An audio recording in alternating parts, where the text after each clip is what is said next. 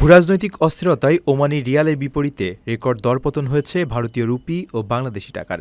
ওমানের স্থানীয় এক্সচেঞ্জ হাউসগুলোতে এখন প্রতি ওমানি রিয়ালের বিপরীতে রেকর্ড 250 ভারতীয় রুপি মিলছে। রুপির এই নজিরবিহীন পতনের পাশাপাশি বড় দরপতন হয়েছে বাংলাদেশি টাকারও।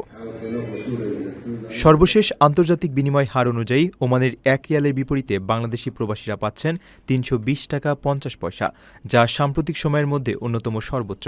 মুদ্রার এই অবমূল্যায়নের ফলে ওমানে কর্মরত বাংলাদেশি সহ দক্ষিণ এশিয়ার প্রবাসীদের মধ্যে দেশে রেমিটেন্স পাঠানোর হিড়িক পড়েছে।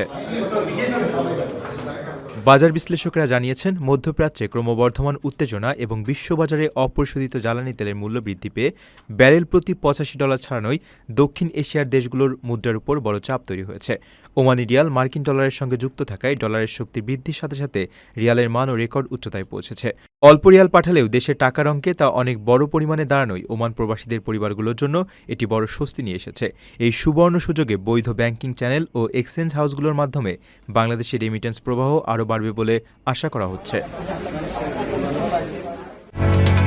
ওমানের সেরা রেট দিচ্ছে বাংলাদেশি প্রতিষ্ঠান গালফ এক্সচেঞ্জ। প্রিয়জনকে টাকা পাঠাতে আজই আসুন আমাদের যে কোনো ব্রাঞ্চে অথবা কল করুন স্ক্রিনে দেয়া নাম্বারে। গালফ এক্সচেঞ্জ, বাংলাদেশিদের প্রিয় এক্সচেঞ্জ।